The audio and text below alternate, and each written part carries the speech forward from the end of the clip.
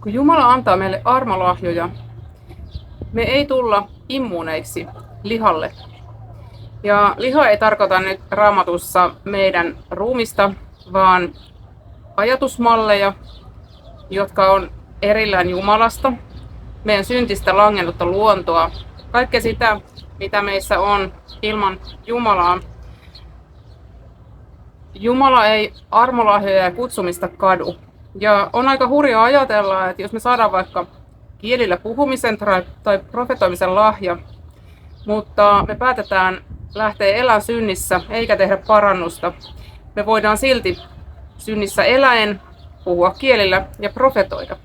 Ja silloin, jos te ajattelette, minkälaista virtaa siitä meidän kautta vuotaa, se ei ole puhdasta.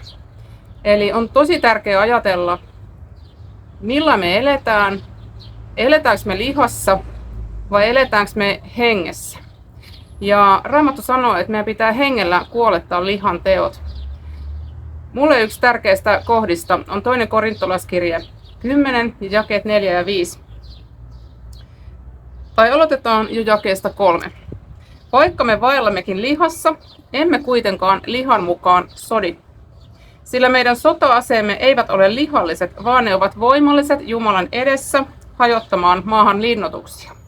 Me hajotamme maahan järjen päätelmät ja jokaisen varustuksen, joka nostetaan Jumalan tuntemista vastaan, ja vangitsemme jokaisen ajatuksen kuuliaisiksi Kristukselle.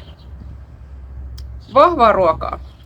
No, Galattalaiskirje 5 puhuu paljonkin lihasta, samoin roomalaiskirja, mutta luetaan Galattalaiskirje 5 vähän pidempi pätkä, eli 16-25. Sama asia. Minä sanon, vaeltakaa hengessä, niin ette lihan himoa täytä. Sillä liha himoitsee henkeä vastaan ja henki lihaa vastaan. Nämä ovat nimittäin toisiansa vastaan, niin että te ette tee sitä, mitä tahdotte. Mutta jos te olette hengen kuljetettavina, niin ette ole lain alla. Mutta lihan teot ovat ilmeiset, ja ne ovat haureus, saastaisuus, irstaus, epäjumalan palvelus, noituus, vihamielisyys, riita, kateellisuus, vihat, juonet, eriseurat, lahkot, kateus, juomingit, mässäykset ja muut sen kaltaiset, joista teille edeltäpäin sanon, niin kuin jo ennenkin olen sanonut, että ne, jotka semmoista harjoittavat, eivät peri Jumalan valtakuntaa. Mutta hengen hedelmä on rakkaus, ilo, rauha, pitkämielisyys, ystävällisyys, hyvyys, uskollisuus, sävyisyys, itsensä hillitseminen. Sellaista vastaan ei ole laki. Ja ne, jotka ovat Kristuksen Jeesuksen omat, ovat ristiinnaulineet lihansa himoineen ja haluineen. Jos me hengessä elämme, niin myös hengessä vaeltakaamme. On hyvä kysyä itseltänsä, kuka on minun Herrani? Ja mä en nyt puhu pelkästään siitä hetkestä, kun sä oot tullut uskoon ja sut on pelastettu. Mutta miten me eletään? Milloin sä elät? Mille mä elän? Kuka on mun Herrani? Jos Jeesus on mun Herrani, hänen täytyy saada olla Herra jokaisella mun elämäni osa-alueella. Ihan jokaisella.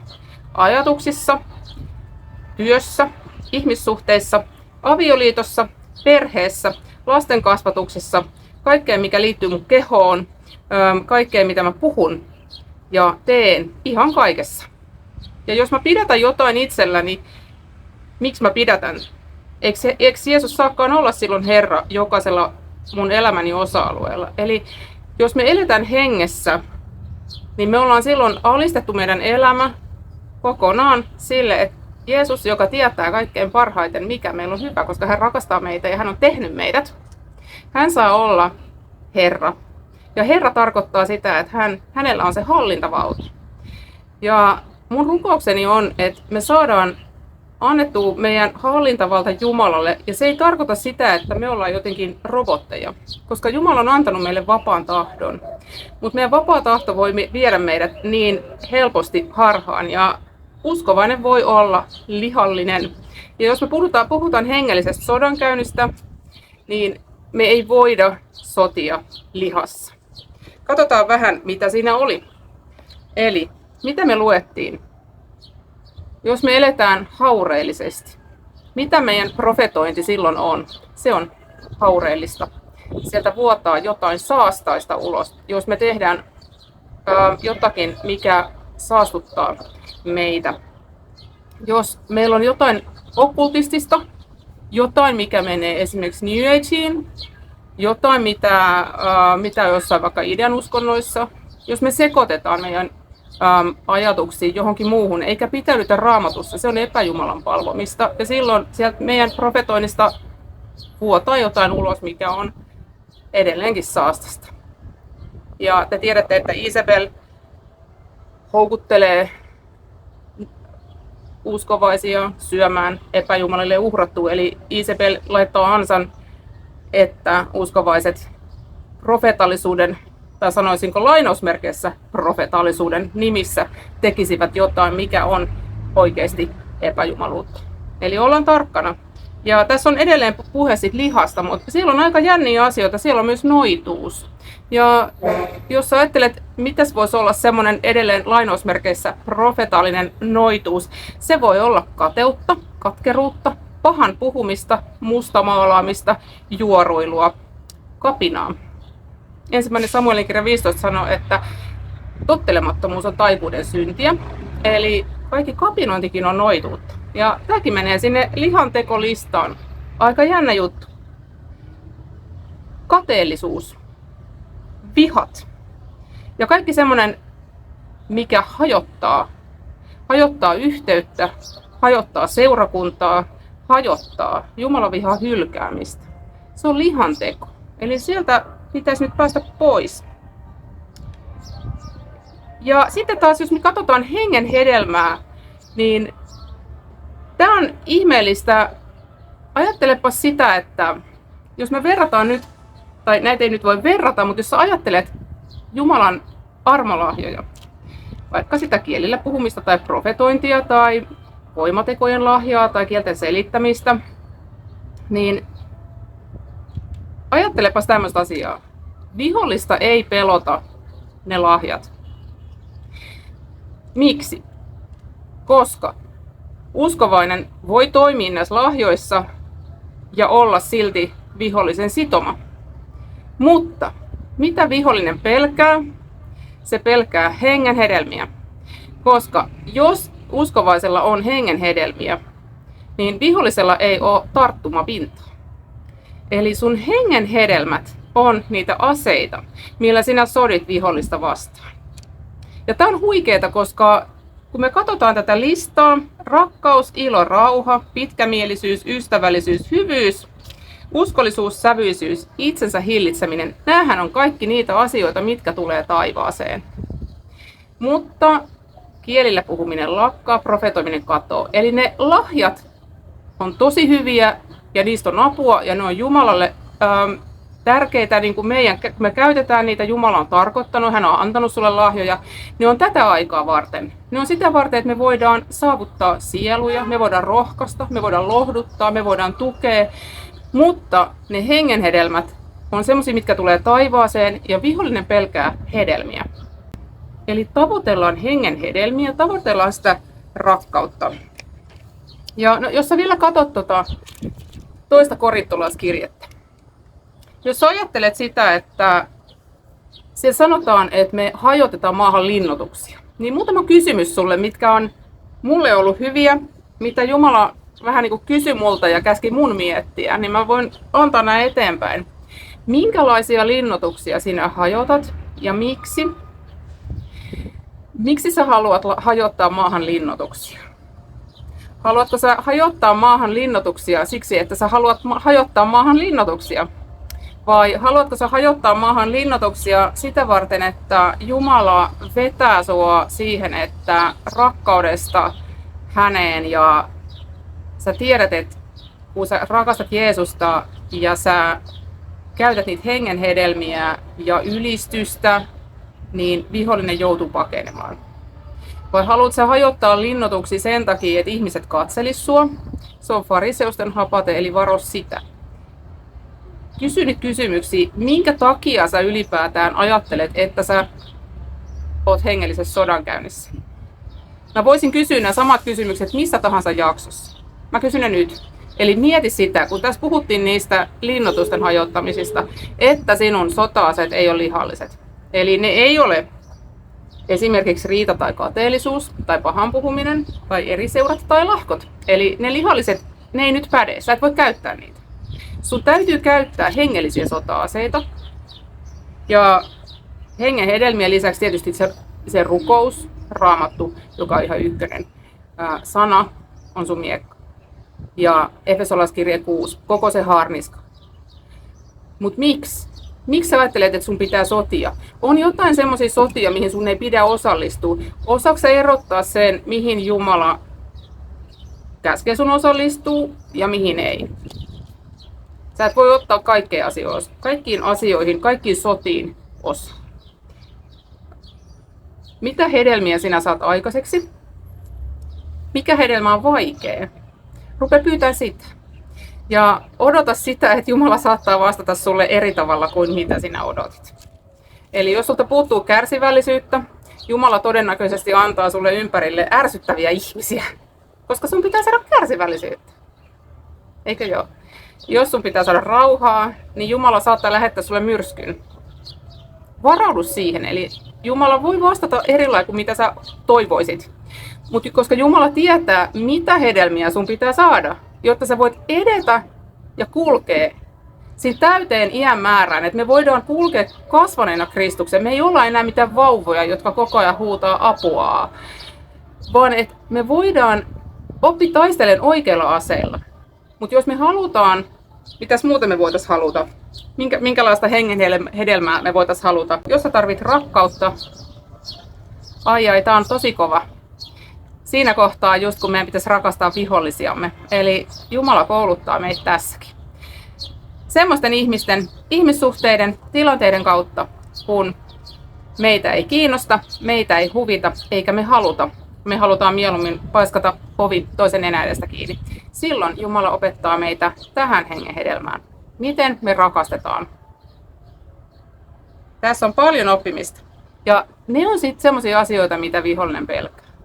Eli ne hedelmät sulla on aseita, mutta miten sä kuljet ja mitä sä odotat, minkälaisia vastauksia sä odotat Jumalalta, mitä sä ajattelet, että sä rakennat, mitä sä ajattelet, että sä hajotat. Jos sä ajattelet, että Jeremia, siellä ensimmäisessä Jeremian kirjan luvussa, Jumala sanoi Jeremialle, että mä oon kutsunut sut rakentaa, hajottaa, istuttaa, repimään.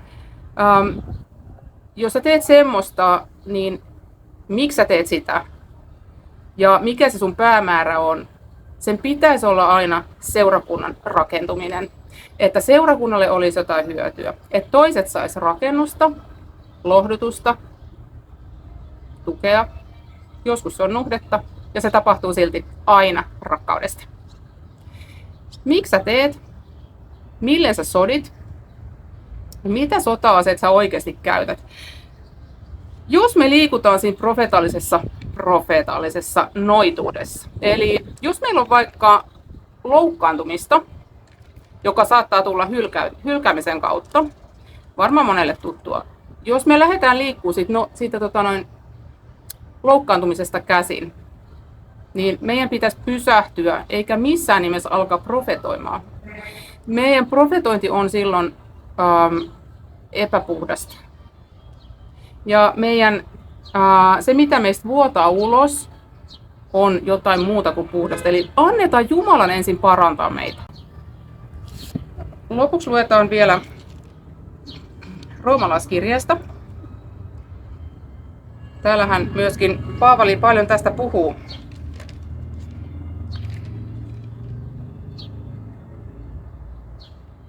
Te ette ole lihan vallassa, vaan hengen, jos kerran Jumalan henki teissä asuu.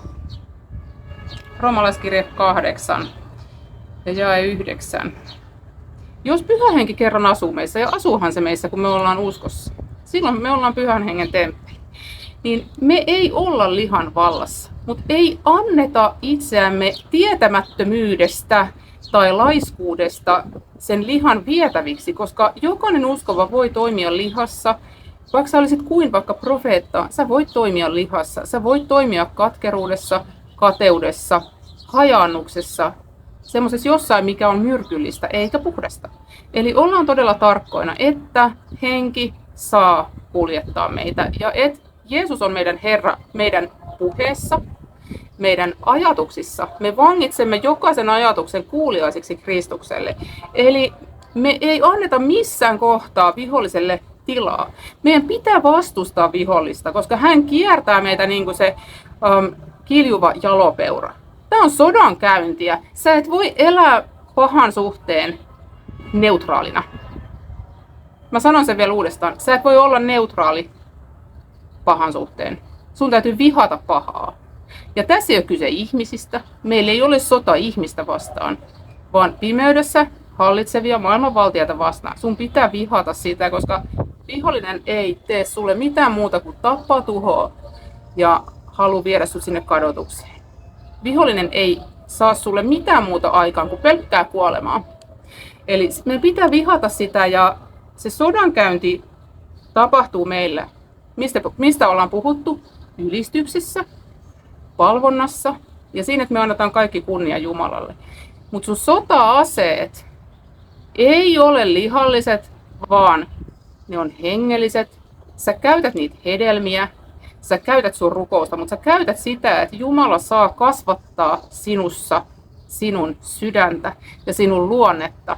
Ja sitä, että vaikka maailma kiehuisi, sinä pystyt pitämään rakkaudesta kiinni. Sinä pystyt olemaan täysin rauhassa ja sä et anna periksi sille riidan hengelle, joka yrittää vetää sinut mukaan, vaan sä pysyt Jeesuksessa, luot silmäsi Jeesukseen ja sanot, Jeesus auta, mä haluan tehdä oikein, mä haluan olla puhdas. Minun sodankäyntini ei ole lihallista. Minä en anna takaisin, kun tuo toinen herjaa minua. Minä en iske sitä mun sanani miekalla takaisin. Minä en mustamaalaa. Minä en tee mitään törkeätä, saastasta, epäpuhdasta. Ja mun suustani ei saa lähteä kirous. Se on noituutta. Ja profeetallinen ihminen, jos elää noituudessa, se on hyvin vaarallinen tilanne, koska ihmiset odottaa profetiaa, mutta sieltä tulee noituuden virta. Ole todella tarkkana, minkälaisessa virrassa elät. Eli eletään puhtaasti, eletään hengenhedelmissä, ei anneta viholliselle sijaa. Katsotaan Jeesusta. Sä voit luovuttaa sun elämän ohjaukset sun mielen alueella Jumalalle ja antaa Jumalan hengen tuottaa sussa niitä hengenhedelmiä, ettei me meidän suusta, meidän teoista, meidän palveluteoista, palvelutyöstä, meidän armolahjoista, ettei niistä tule kitkeriä, pahamakuisia, vaan ollaan Jumalan kanssa linjautunut, ollaan samaa mieltä, halutaan olla siinä puhtaudessa, katsoa siihen, mitä Jeesus on tehnyt. Kiitos Jeesus siitä, että sä haluat antaa meille nöyryyttä. Me ei haluta kääntyä ylpeinä tai omavanhurskaina niihin lihan tekoihin, vaan me halutaan antaa kaikki kunnia Jeesus sinulle. Ja me halutaan sanoa, että tuu muuttaa meidän ajatuksia, tuu uudistaa meidän mieli niin, että me voidaan palvella sua Jeesus puhtaasti. Me halutaan antaa kaikki ylistys ja kaikki kunnia sinulle Jeesus. Ja kiitos niistä armolahjoista ja me pyydetään, että ne armolahjat saa vuotaa puhtaina. Opeta meitä sotimaan hengessä. Opeta meitä Jeesus sotimaan hengen hedelmissä, ei lihan teoissa. Kiitos siitä, että sinä olet ihmeellinen Jumala ja sä teet ihmeitä ilman määrää. Ja meidän järki ei mitenkään tavoita tätä tasoa, mutta meidän usko ottaa vastaan ja me syödään sinun sanaa ja sanotaan, että meidän sota-aseet eivät ole lihalliset, vaan ne ovat hengelliset ja ne on voimallisia Jumalan edessä hajottamaan maahan vihollisen linnoituksia. Kiitos siitä, että sinä olet antanut meille vallan tallata kaikkea vihollisen voimaa, käärmeitä ja skorpioneja. Sinä olet antanut meille sen auktoriteetin Jumalan lapseudessa. Ja meissä asuu se sinun henkesi, joka on maailmankaikkeuden vahvin henki, joka nosti sinut Jeesus kuolleista. Kiitos siitä Jeesus, että sinä olet varustaja, puolustaja, opettaja. Sinä olet täynnä totuutta, sinä olet täynnä armoa ja sinä näytät meille, miten meidän kuuluu sotia. Halleluja, ole ylistetty Jeesus. Olkaa siunattuja.